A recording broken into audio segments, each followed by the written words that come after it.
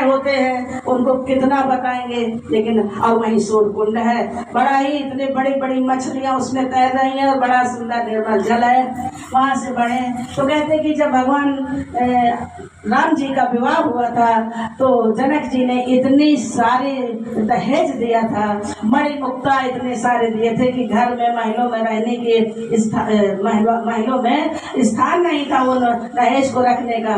तो वहाँ दूर पर जा करके वहाँ रखवाया गया था।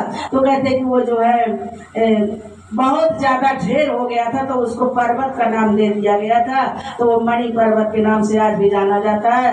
वहां भी चढ़ के ऊपर जाया जाता है। तो जहाँ राम लक्ष्मण और हमारी मैया जगदम्बा जी भी हैं, सीता मैया, और मणि पर्वत विग्रह के रूप में वहाँ विराजित है और हनुमान लाल जी वो दर्शन हुए। भक्तों इतना सुंदर, फिर सरजू मैया के राम घाट, भरत घाट, नागेश्वर घाट, माने सारे घाट के सब स्नान हुए इन 10 दिनों में। और वहाँ जो भगवान राम जी के कुल गुरु थे, कुल देवता थे, वो शेष सैया के नाम से आज जाने जाते हैं। वहाँ गए, चारों धाम का मंदिर है, वहाँ गए, यानी कि वहाँ के सारे मंदिरों के, लेकिन जिसमें रुके थे वो इतना सुंदर विग्रह था कि नेत्रों से हटता नहीं है। राम भगवान का विग्रह बड़ा सुंदर, राम जी और सीता मैया जी, और इतने बड़े जगह में पूरा जो है नीचे से ऊपर तक राम जी सीता जी, राम जी सीता जी ऐसे थे। और बड़ा विग्रह एक था और जिसमें हनुमान लाल जी बहुत बड़ा विग्रह बगल में था।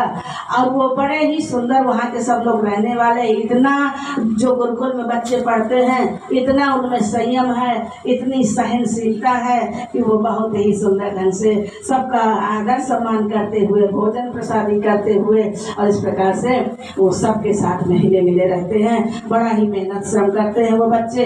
आज भी लगता है कि यदि गुरुकुल ऐसे सारे गुरुकुलों में जो बच्चा पढ़ने लग जाए तो आज भी हमारा भारत के जो बच्चे हैं उनका जीवन सफल हो जाए।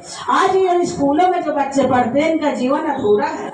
ये विद्या तो पाते हैं लेकिन संस्कार नहीं पाते हैं। लेकिन वहाँ संस्कार नाम की चीज है, इतना अच्छे वहाँ संस्कार हैं, इतना सेवा भाव। हम देखते कि जब वो बच्चे सुबह उठते नहा धो करके सारे लोगों को प्रणाम करते हैं और फिर सारी नित्य स्तुतियाँ जितनी है सब करते हैं। तो ये जो है वहाँ का बड़ा ही सुंदर नियम है। तो इस प्रकार से कहते नहीं है कि जब सत्संग मिलता है तो भगवान की कृपा से मिलता है।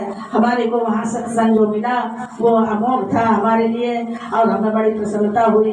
हमने कहा कि वास्तव में वो सोचते हैं कि ये बहुत जो कि हमारे सेवा में आ जाती हैं, लेकिन हमने सोचा कि हमारा बहुत बड़ा भाग है कि जे इन्होंने हमारे को सेवा प्रदान किया है, ऐसे धाम में हमारे को सेवा प्रदान किया।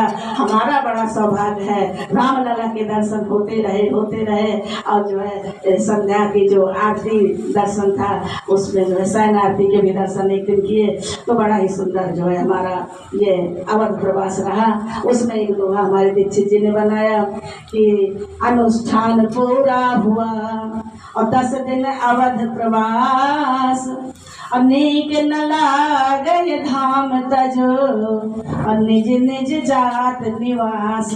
उन 70 लोगों में हमारे जो दीक्षित जी थे कक्का जी, उन्होंने बड़ा, क्योंकि वो कवि भी हैं और बड़े ही सुंदर, क्योंकि वास्तव में कहने की बात नहीं है, लेकिन भगवान ने कहा कि विप्रधेन सुर संत हृदय लीन मनुज अवतार। तो भगवान ब्राह्मणों को तो कुछ न कुछ विशेष उनमें इतना कि वो तुरंत कविता रच देते हैं। और समझ लीजिए, हम समय नहीं लेंगे, उन्होंने ये जो शिव महापुराण, इस पूरी शिव महापुराण में एक कविता में उन्होंने समेट दिया और 4 श्लोकी भागवत एक कविता में उन्होंने समेट दिया।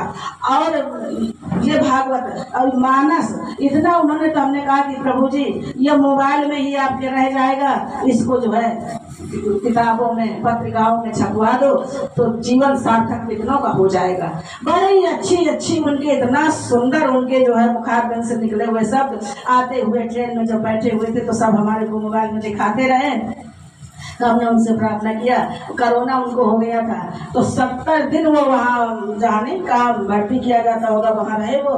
तो वो बताए कि ये जीवन दूसरा साथ भी हमको मिल गया है। तो आज फिर दर्शन हुए तो हमने कहा इतना आपके पास ये संग्रह है भगवान ने किया कि आप ठीक हो गए, सुरक्षित हो गए, अब खूब सताई हो, लेकिन फिर भी इसको जो है पत्रिका के रूप में निकालो तो यह जीवन कृतार्थ करेगा भक्तों का।